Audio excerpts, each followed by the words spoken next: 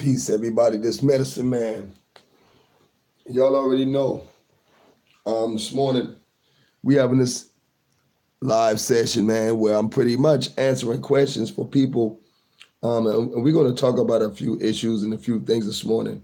You know what I mean? It's a wonderful day outside. Everything looking good. The weather beautiful. Sun is out. The temperature is good. The birds are singing.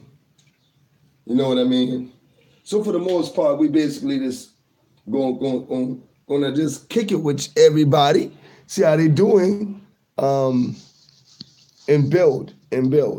Most definitely. I'm about root working and working our roots and just understanding. You know what I mean? A lot of times we be looking for spells. People be looking for spells and things like that. But really, in all actuality, it's like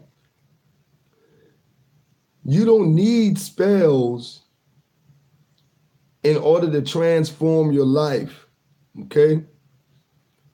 People think that you need spells for everything, when in actuality, you don't.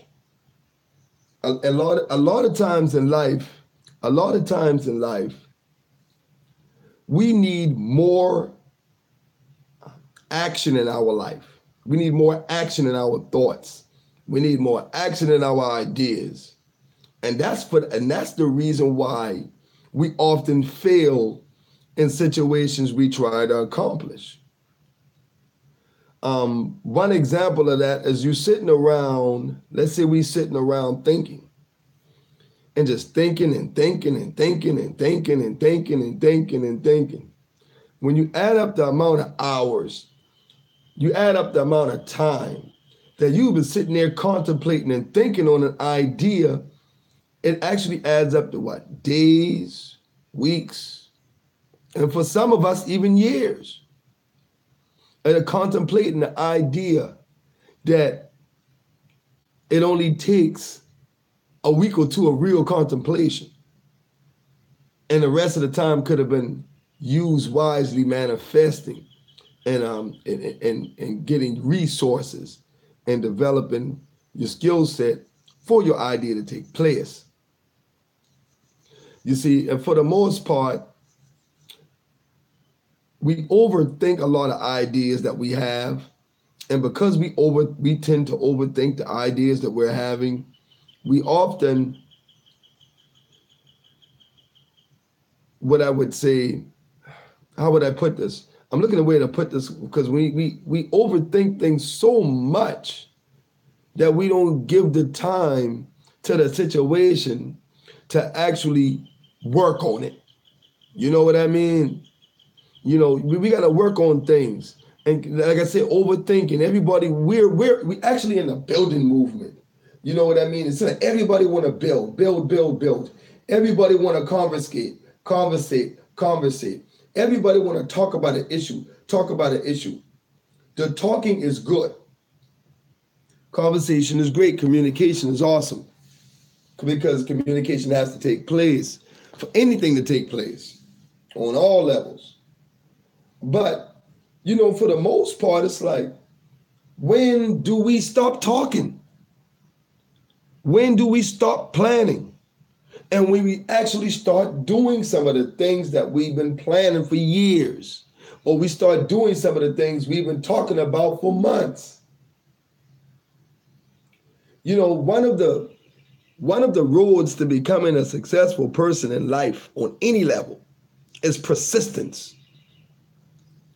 Persistence and consistency. If you're persistent, that means your heart is in it. You're going hard to get it.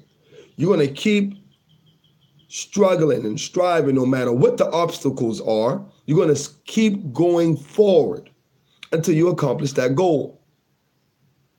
You see, that's being persistent. Being consistent means that you never stop. It becomes a ritualized pattern.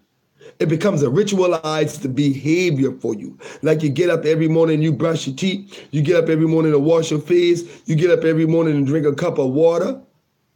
For the same reason, you put this goal and objective in the same ritualized context in your life.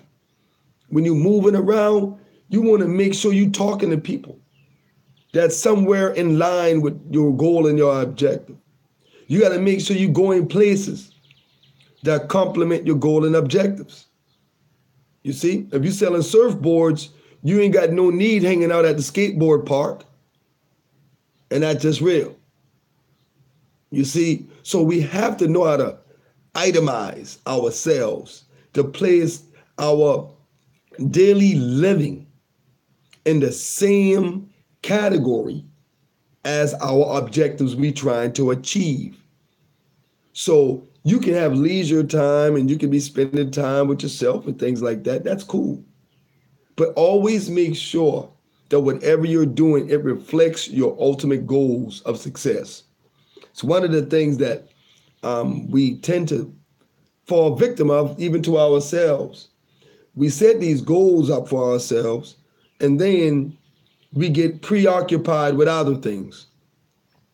And that's one of the reasons what takes so long for our goals to manifest, because we have to deal with all of the things that just come in and out of our lives. And we've been putting a lot of focus and attention on all of these things that come in and out of our lives. You see? So as these things come in and out of our lives, they create a distraction. You see? Problem here at 1 o'clock, the problem gone at 2, but that was a major distraction because it took my eyes, it took my attention off of my ultimate goal for the day. And see, this is how this type of energy affects our life. This is why when you talk to a spiritualist will tell you spirits come in and out of your life on a daily basis. They come in and out of your life on an hourly basis. You see? And these spiritual forces affects our opinions, and affect our perception, and affects our emotions. And if you're not balanced, you'll be all over the place. And this is why a lot of people, especially in our community, we suffer from bipolarism. You know, a lot of people suffer from bipolarism because of the fact that the energies, and trust me, what they call bipolarism is just some crazy name and word for people who are multidimensional. And I think for the most part, when we deal with bipolarism in the American society, it's not treated right. It's medicated, of course, with, I would say, garbage, trash medicine, to be right and exact about it. But it's not medicated with natural healing remedies. And it's a lot of diseases and things that we call a disease, because a disease is just a dis-ease of the body and mind and the spirit. But a lot of these medications that they're giving people for these diseases only makes it worse. You know, it only makes it worse. So you always want to make sure that in the Black community, especially with us dealing with these disorders, that we're being treated wrongly or being not even treated at all. Because it's just really a manifestation of your spiritual power, okay? The manifestation of your spiritual power is being interpreted by this society as bipolarism. The manifestation of spiritual power in this society is being interpreted as ADHD in our kids, ADD in our kids, and even most adults. So, and it's based on the fact that people you're dealing with just don't understand you culturally. You know what I mean? It ain't no big thing. You can't expect to go to China and expect Chinese to understand your history when they never left the continent of China. You can't expect Chinese people to understand who you are as a Black American when they have never left the countryside of China. And the first time they see a Black person is you. You know what I mean? So you can't expect people not to, to know that we have a high level of spiritual power. We can't expect other people to know that. Even though they do know, we just can't expect them to openly show it.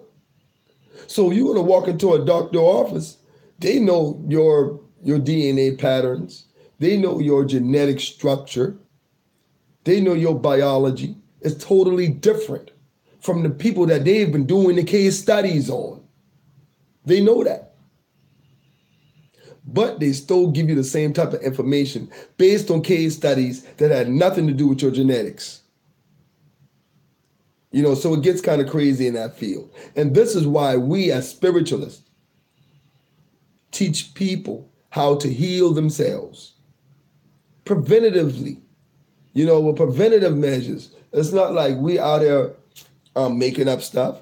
It's not like we're out there teaching people to get sick first, then seek medicine. See, that's the problem. They tell you eat all of these bad foods, you can do this. They sell you all of these glamorous products that are nutritionally bad for you. Then they tell you when you get sick, then you get medicine. Because the medicine is supposed to heal you.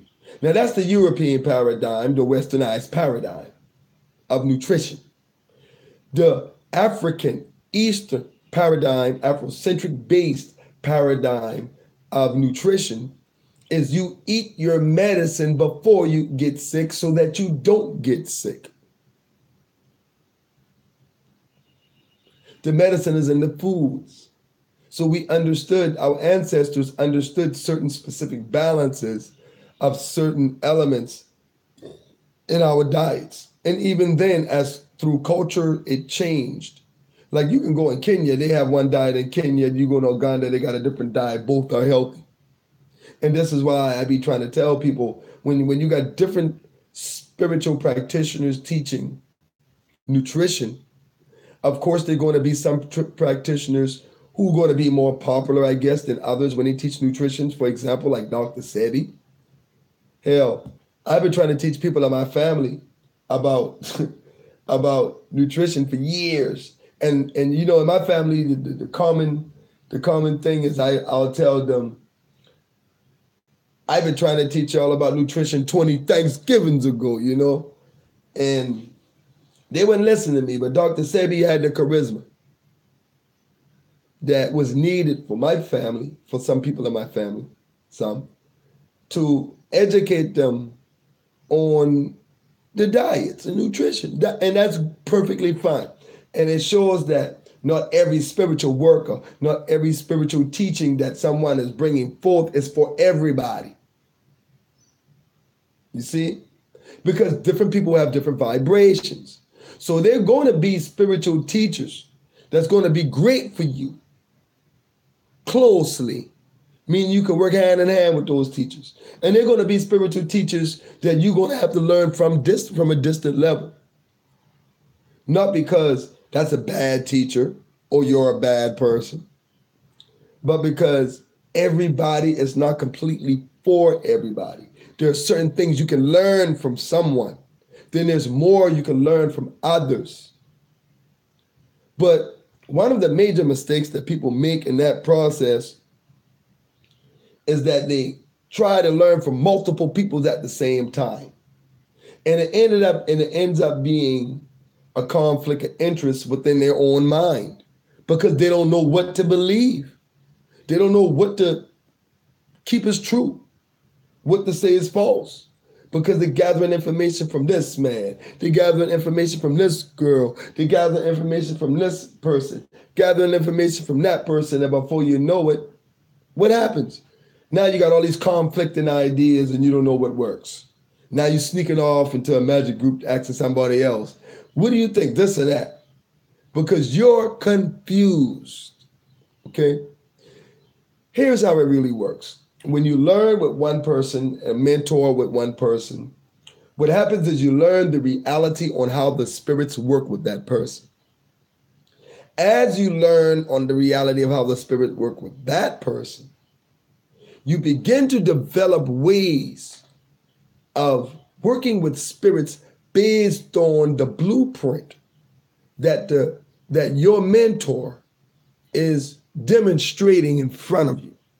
And this is why hands-on teachings is important, because you have to be there to see, to feel the energy. That there's certain information that can be taught, yes, but ultimately, you want to be there to be here and feel the energy. You can look at the spirit part that we have right here, but what? You don't know nothing about the energy. There's things I ain't gonna tell you about this pot because you don't know about the energy on it. But you will feel it if you were here. See, that's the difference.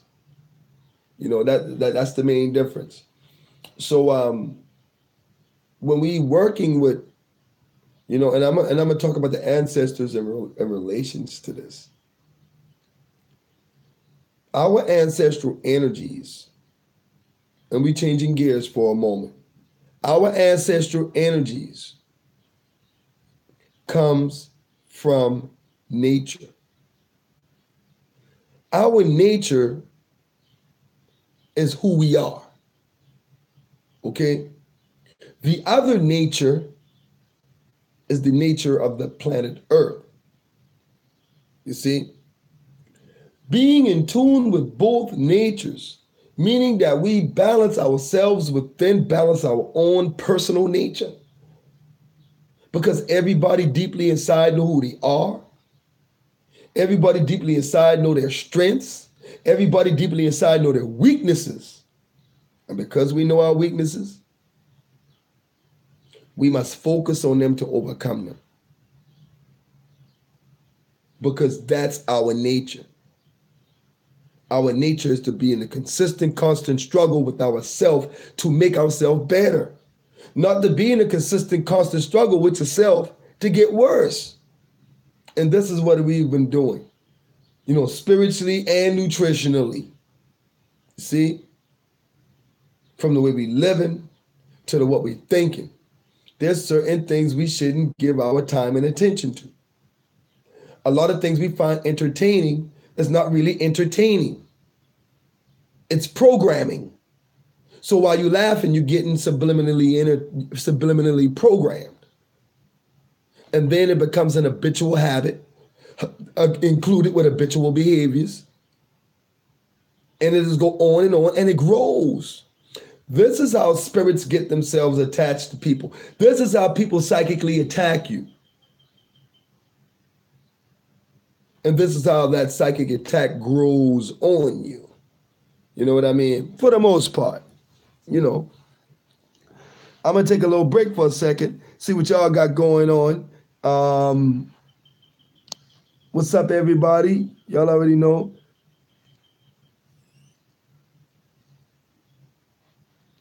I said sprinkle devils and what yard. This queen goddess, I'm trying to answer your question. You said that I said sprinkle devil's wart in yard. You missed me on that one. You might have misunderstood what I was saying. What's up, Jackie? What's going on? Good morning, Sunfire. How you feeling?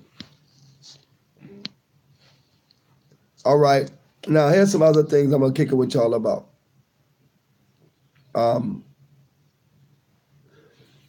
Learning root work, man. I get a lot of questions about that.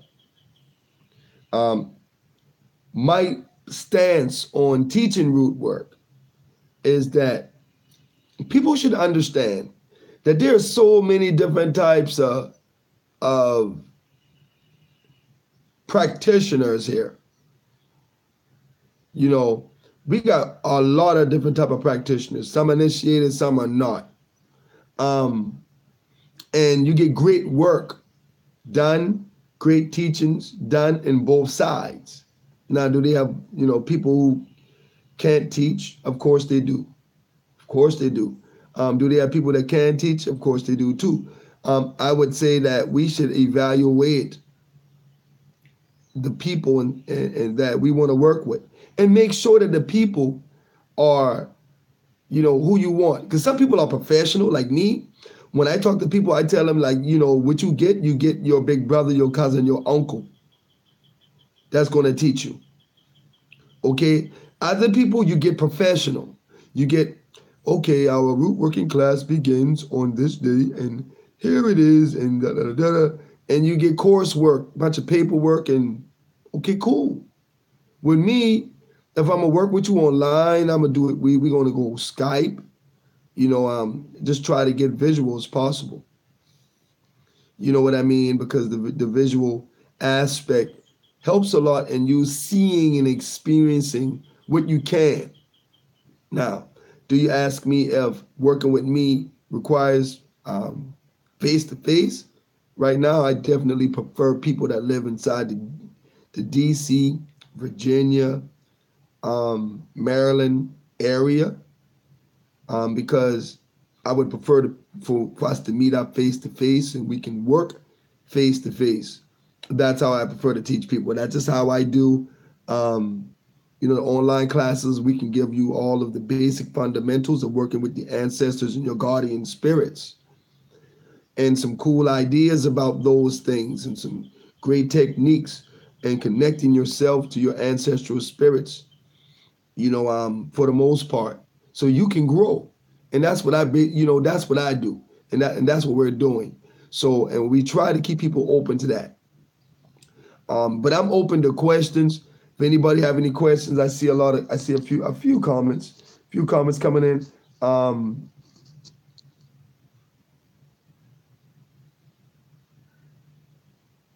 few comments coming in. Yeah, and this is medicine, man. Hey, let me tell y'all something. I didn't see a crazy video about somebody saying something about they don't even know who Charles Mason is or whatever. But on Facebook, my Facebook profile name is Charles Mason. That's the Pentecostal preacher who actually, he founded the Kojic Church, the Church of God in Christ. And all of the root workers, all of the root workers, they were actually part of the Kojic Church, man. And it was really interesting, really, really interesting because, in the early days of the churches, and I want to talk about this, in the early days of the churches, it was full of African-centered practices.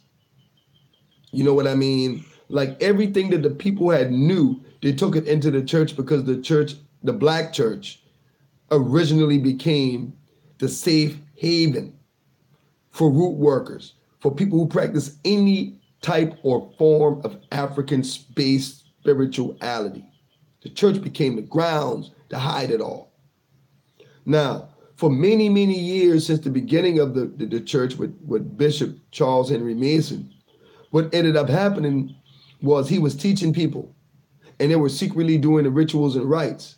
But as time went on, of course, a lot of those secrets were just kept to certain people in the churches. And the families that knew continued to practice in secrecy. But the doctrines of the church openly changed. It wasn't an open thing where you could work with snakes inside of the church no more. People had to do it in private now. It wasn't an open thing that certain rituals were taking place inside the church anymore. They had to take place inside people's homes and other hidden places because of the overall perception that was being pumped out about Christianity and about voodoo, or about hoodoo being mixed with Christianity. The campaign was to destroy that ideology and that perception out of everybody's mind. And that's what they absolutely did. They destroyed the perception out of people's mind that hoodoo cannot be worked with Christianity. While in other areas of the Americas, the voodoo, the hoodoo, the palo, the ocha, the ifa, all of that mixed in well with Christianity and Catholicism, as we all can tell. It mixed in well. And when I say that when you go down and you look down in South America, you see the Christian saints, the angels, everything mixed in well. It was here in America that, for the most part, that the idea and the perception was to definitely teach that this stuff is extremely evil, and for us not to have any kind of leeway. They banned the playing of the drums in America. In South Carolina in particular, in the 1800s, 1700s, they banned the use of the drums. Now, what ended up happening is, still on paper, right now, today, 2018, the playing of the African drum is banned on paper. You see what I'm saying? It'll be interesting to see and to know that some laws that's still on the books, actually, is disrespectful to you and your culture. And they don't have no respect about going back and removing those laws out of the books. So that's pretty much where it is there. Um, let's see, y'all got any questions? I'm up for some questions this morning.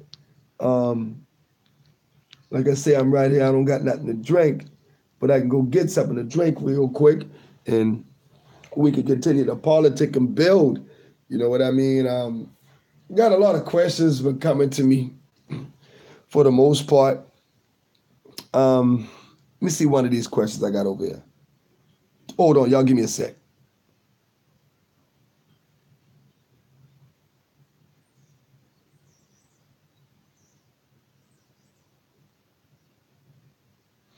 Oh yeah. Question of This is one of the questions that I've been getting a lot, man, about relationships.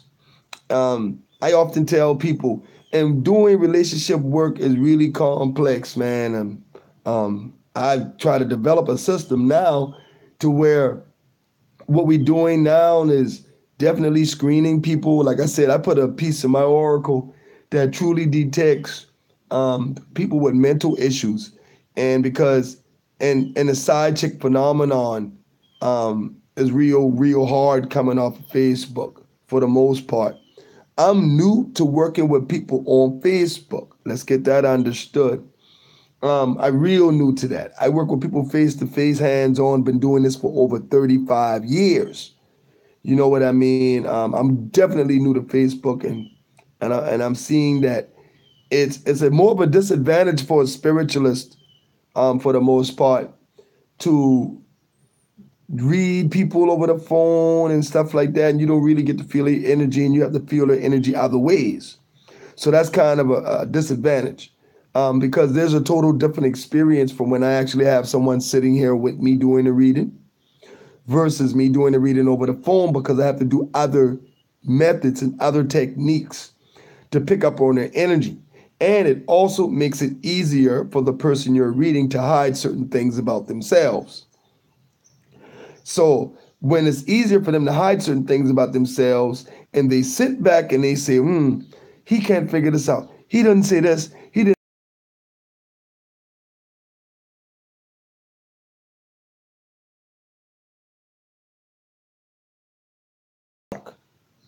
to block you from seeing certain things about themselves. Now, is that crazy? Yes, it is. To me, it is. Truly is. But people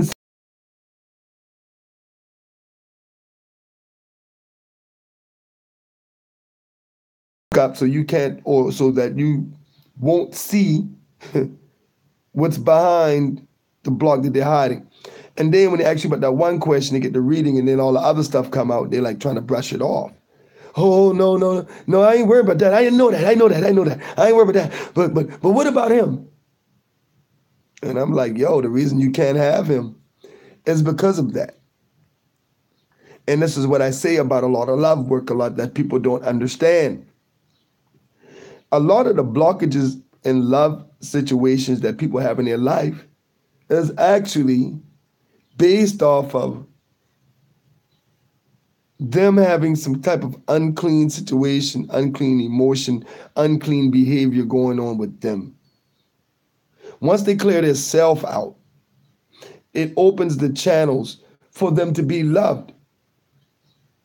And this is why I say over and over again, I'm not in the business of bringing people back to the same energy that ran them off. And this is what a lot of people don't understand when they call for love work. That's one dynamic. The next dynamic is the side chick syndrome. The side chick would call crying everything. She'll tell you everything she know about this man, except the fact that she knows he's married, or except the fact that she knows he has a girlfriend he's been living with for 5 years. My thing is, girl, how you not turn around and get yourself caught up like this emotionally, knowing the situation beforehand? Mistake. See? So a lot of times a person can come to you for spiritual work, but need spiritual work done on them. You see, and they be far away from the objective, far away.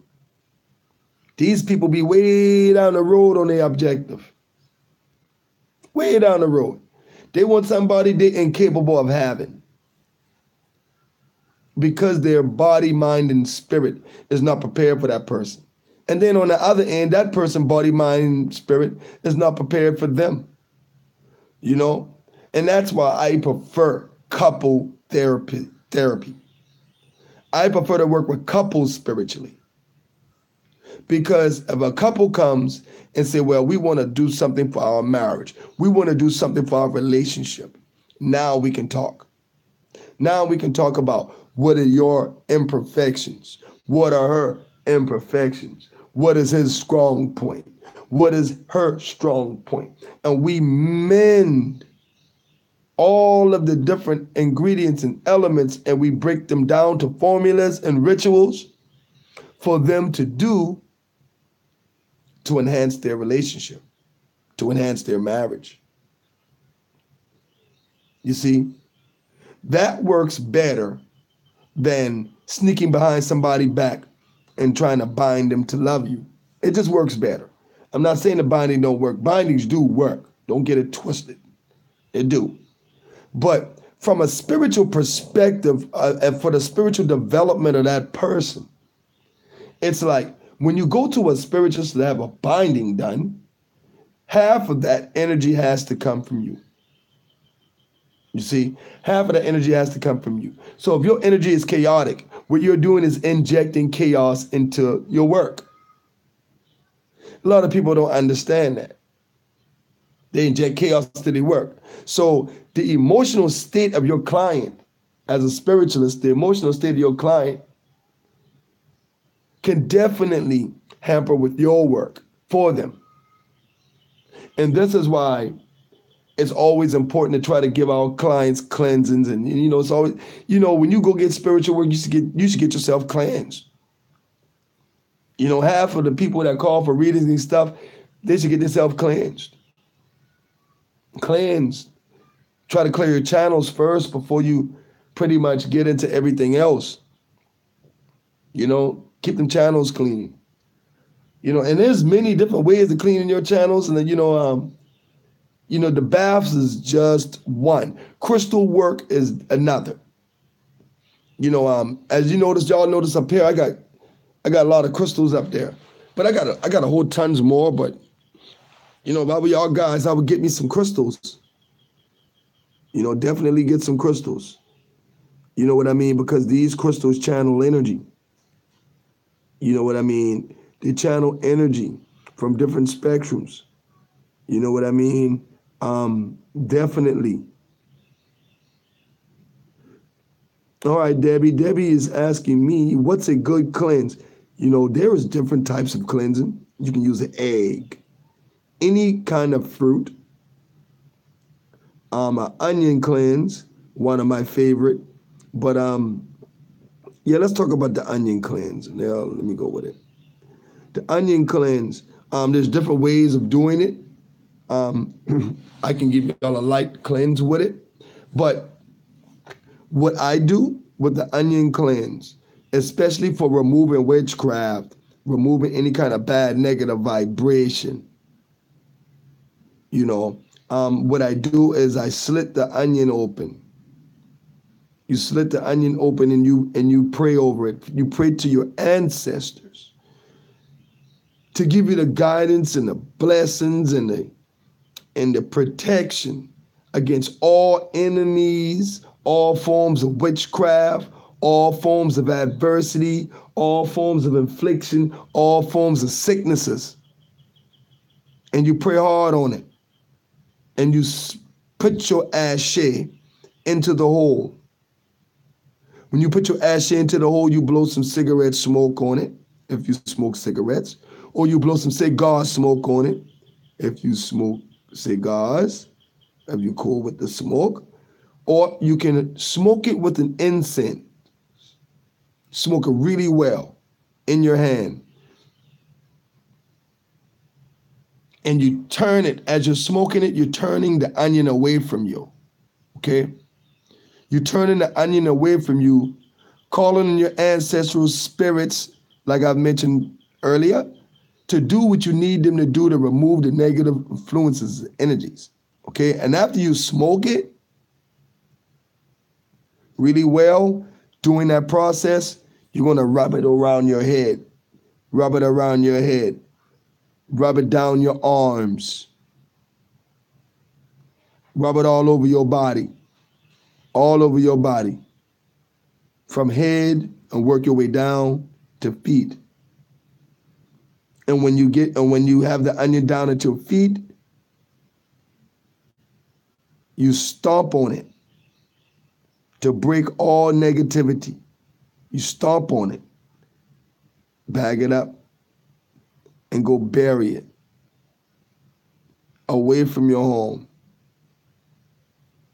In the woods, crossroad, your preference on what you're working with from that point, on where you want to deposit that energy.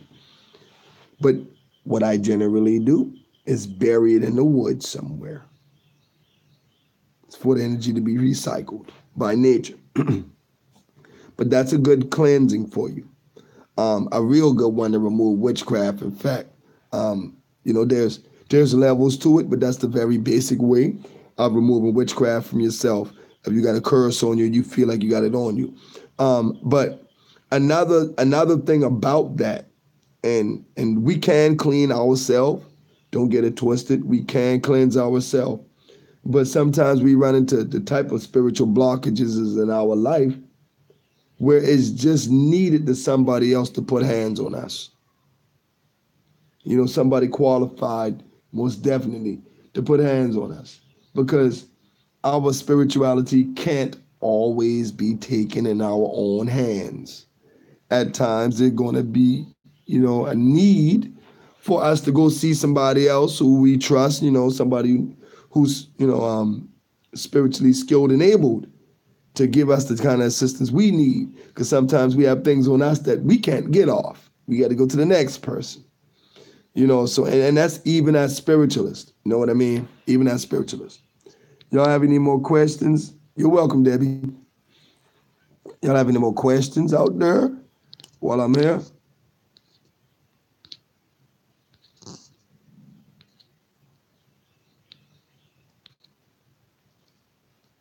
Good day, DM. How you feeling, man? Good day. Here's another thing I wanted to, I guess, kind of elaborate about readings, man. Wow, a lot of people, they call me for readings, and all right, I'm answering the question. Let me talk about these readings real quick. Yeah, a lot of people, man, they ask about readings. And they be like, yo, medicine man, can I have a reading, but you calling me for a reading after you've had several. And you're asking the same questions over and over again. And I'd be like, man, why are you calling me for a reading when I think the other spiritualist has already answered your questions? What do you want? Well, I want confirmation. And when they ask for that confirmation, then I confirm it for them for the most part. But I always encourage people. There are readers that are skilled at certain things. There are other readers that are just versatile and all the aspects and categories of reading. But when you're as a person connecting with a spiritualist for a spiritual reading, you should just always make sure that you don't divulge all of your life to the person running your mouth. You know what I mean? I have to cut people off sometimes. I say, well, what do you want the reading for? I want to read it because no, shut up. Hush. I don't need to hear that. You know what I mean? And I don't try to be rude, but it's always best to say what you want the reading for very briefly. I want a reading to check my financial path and see which direction I need to go, period. Boom. While you're getting the reading, the reader should see things that only you know that you didn't tell the person.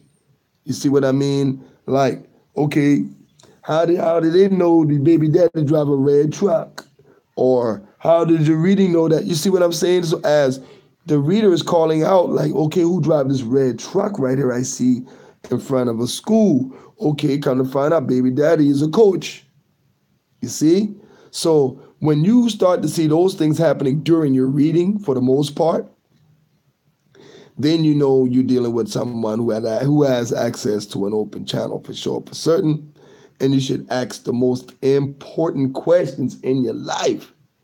Like, I'm looking at it like, if I got somebody sitting in front of me who can basically tell me things about myself and answer things about my life and what's going on, and even describe the property that people own with that kind of insight, I would definitely, you know what, I ain't had nobody ask about a lottery number yet. And that's crazy. I can read everybody, but I cannot read the lottery. I wish I could. I can read people, but if I could read the lucky lottery. But I'm telling you, there are people that call me and say, man, I dream of these numbers. And you know me, I'm sitting back like, all right, looking at it and like, damn, man, the number came. And I'm like, holy smoke, the number came. So now the number came, but this person dreamed it, but the person claimed to not know a thing about spirituality. It just goes to show you how people have gifts and skills and don't use them at all. This particular person she's a dreamer. She'll dream your license plate number. You know what I mean? And be hitting the lottery like every 3 weeks, hitting the scratch off for a lottery. You know what I mean? But that's her skill set. You know what I mean? And if she develop it even more, what ended up happening is it'll open up wider channels the way she probably would be able to look deep into the lottery stuff. You know what I mean? And we can get rich around there for the most part. But I'm still open to taking questions. And let me answer Miss Owen's question. She said, how do you connect to your spirit guides? Hold on one second. Hold on one second.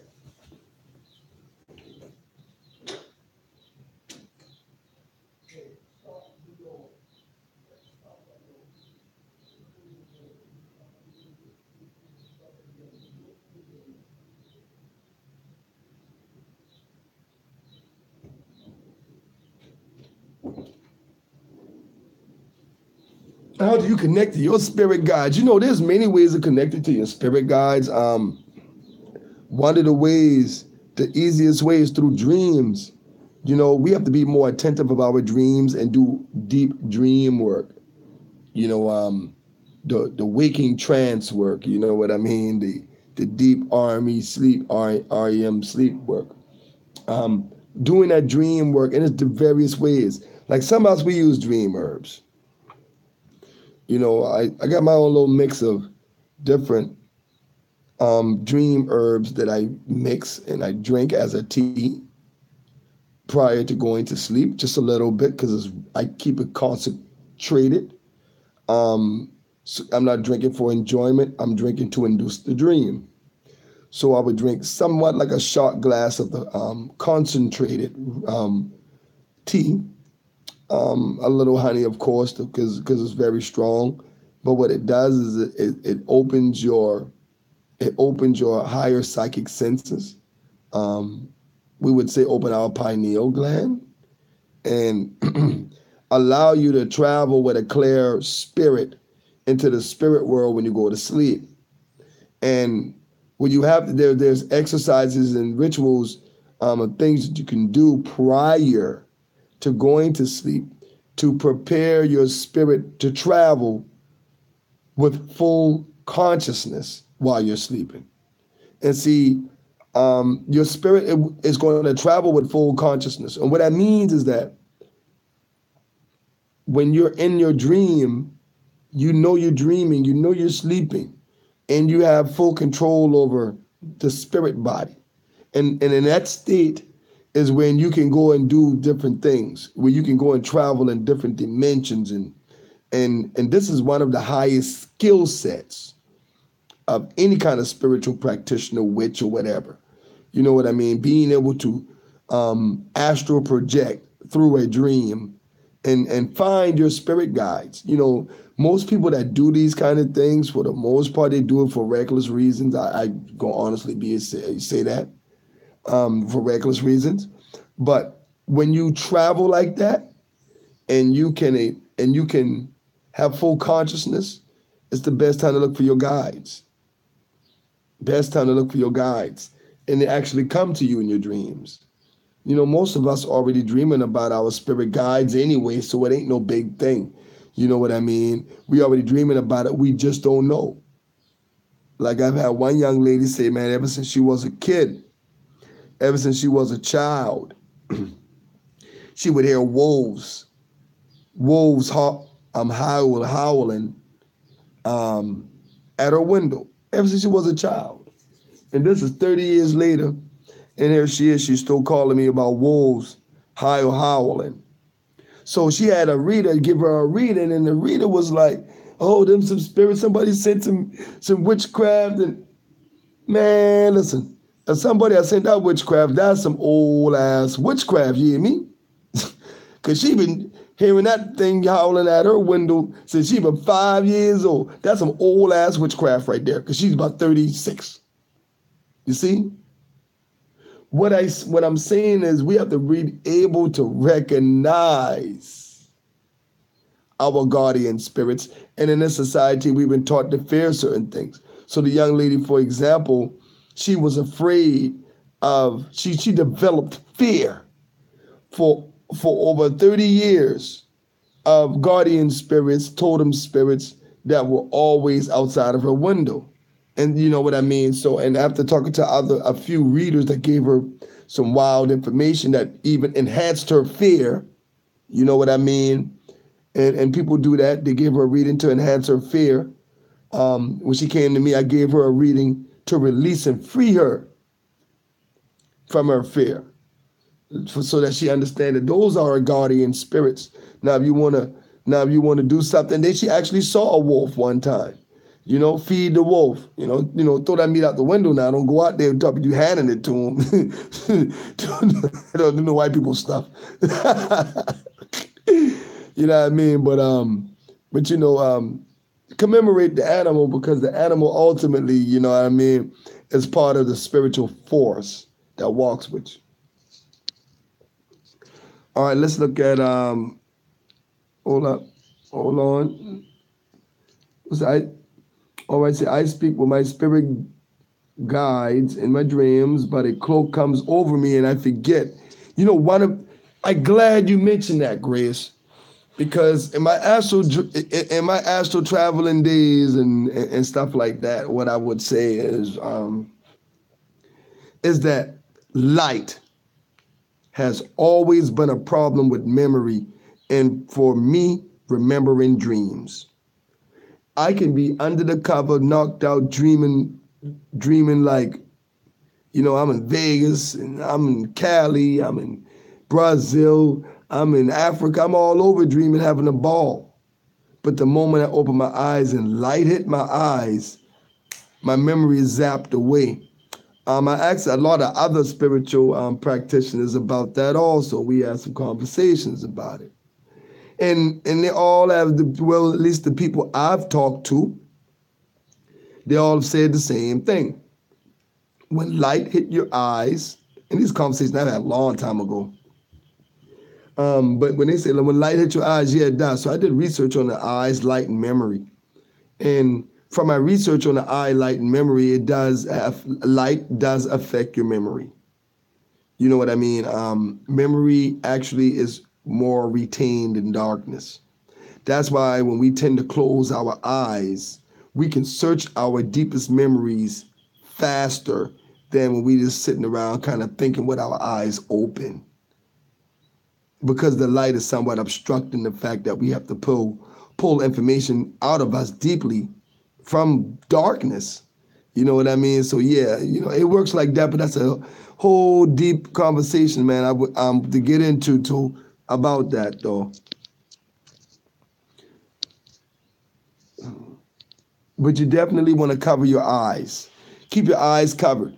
Don't open your eyes before you know what I mean, before you get out of bed. Like when you're dreaming and you remember in your dream, don't open your eyes until you fully got a recap of your dreams. You know what I mean? Like until you fully got a recap, don't open your eyes.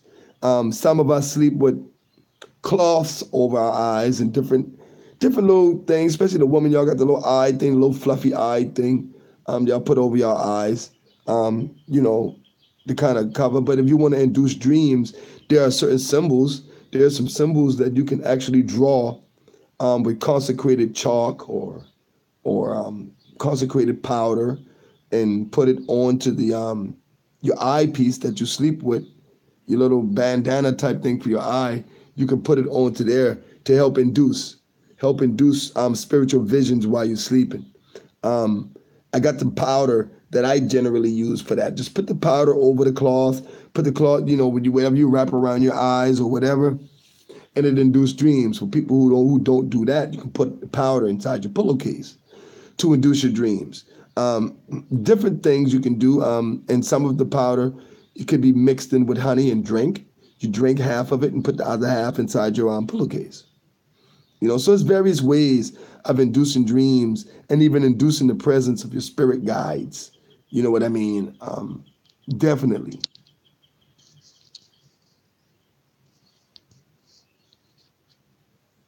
All right. If y'all have any more questions, I don't like to be on here more than an hour, for the most part. But if anybody have any questions, man, feel free to ask me, man. We just kind of basically kicking it. You know what I mean? We just basically kicking it. Um, the Hoodoo Live, you know what I mean? Let's talk some roots. You know what I mean? Y'all throw something out there at me, I would definitely give y'all an answer to it to the best of my knowledge and my ability. Um, because that's what we do, sharing and disseminating knowledge amongst one another is always a good thing, man. And just kicking it and networking with each other about the culture, man. Because a lot of times people don't understand the culture. Everybody think that magic or voodoo or hoodoo can be easily obtained, and just don't know that there's a lot of work, a lot of sacrifice that went down for people to have the level of knowledge and information and skill set that they have. So that's something major. Definitely something major. Because you got people who travel the world for this. They don't get it off the internet. They travel the world for it. You know what I mean? All over, and put up their money and their time and a whole lot of sacrificing. You know what I mean? To get it. So to be here, to be able to share just a little bit of that information and that experience with people, for me, you know what I mean, it's a blessing. And that's what I do. I would rather, kick it with you, and build with the people that I like. At least I got to like you to build with you. And that's how we get down. You know what I mean? I'm just a regular person. A root worker, a spiritualist isn't somebody other than your cousin, uncle, brother, a nephew. I'm a real family-oriented, homeboy type person. You know what I mean? I don't vibrate on nothing professional. Professional is for people who looking to run game. I'll just keep it real and kind of just build with people from the next door neighbor perspective. You know what I mean? Like we here together in the struggle together. So let's build on it. Let's share information. Let's try to keep things moving in a positive flow, the positive direction. Other than that, if anybody got no more questions, this medicine man, I'll probably see y'all most likely tomorrow, where we can talk about a few other things tomorrow. Um, Other than that, y'all know how to reach me. MedicineMail21 My number is 443-766-5433 for readings. That's all I'm currently doing right now. I'm not really doing no work for nobody, because I'm congested with the calls and with the work and and off of Facebook. So I have to stop doing work for people on Facebook because I can't even talk to my family. They hit me so hard, for real. Um, so with the teaching part, people who want to learn from me, you got my number. You call me. We will politic. We will build. Um, Online classes, I'm probably not going to do it again. I'm going to take everybody, put them on my phone lines, and you're going to have to call me. Let's build. You know what I mean? Get this information directly from me. We ain't going to put nothing online. Because, like I said, I didn't get nothing I got online. I got it by taking plane, train, bus, and car. And for that reason, I'm gonna disseminate it in the same fashion. You know what I mean? Because it makes people, it's not being unavailable or mean. It just makes people respect more of what you're giving them, because your level of sacrifice has to be great for the people you're trying to teach or mentor, for them to have any level of sacrifice. Because they got to learn from you what it is to give up their time, to give up certain freedoms, to give up certain opportunities just to learn. And there's a lot of people out there ain't gonna do that. They ain't gonna give up their baby mama, their baby daddy. They ain't gonna give up being with their kids for a while. They ain't gonna give up, being jobless. They ain't gonna give up none of that. They ain't gonna give up food on their table, none of that, just to learn. So as spiritual practitioners, especially those of us who've been born and raised in root working families, and those of us who've been, through many initiations and various traditions, when we made that level of sacrifice, there's people who come up under us don't even know nothing about that level of sacrifice. Nothing. But they're questioning everything. And they ain't sacrificed nothing. Nothing. Sacrifice nothing but 15 minutes on a YouTube channel, or 10 minutes on 15, 20 minutes on a Facebook channel. But don't know nothing about for real work. Don't know nothing about traveling around the world, having to sleep on floor, having to sleep in the dirt. They don't know nothing about none of them things. But they got all the greatest opinions in the world. Well, I encourage people to honor those that committed great levels of sacrifice, and to honor yourselves, because you even taking the opportunity to look at videos like this, to get with other people, to be searching the way half of y'all be searching, because trust me, y'all be kicking down doors. Don't get it twisted. Y'all be kicking down doors looking for this knowledge and this wisdom. And I respect that. That's why for the most part, half of you, I just throw you in my group for free. And then I say, well, fuck it. You know what I mean? I like y'all energy. You know what I mean? And that's how we get down. You know what I mean? Because these are the people, ultimately, like I said, if I got somebody with a whole bunch of energy and no money, come on. Because the person with a whole bunch of money and no energy, always a problem. It's medicine, man. You know how we do. Y'all already know this is hoodoo. This is root working. This is ancestral energy. This is the ancestors, the Bakulu, the Egun. This is the real BTT Congo. This is how we doing it. We connecting our ancestors, going back to the roots. And this is how we doing it. No questions asked. Peace. Y'all have a good morning too, man. Make sure y'all, don't drink too much of that coffee, because I know y'all be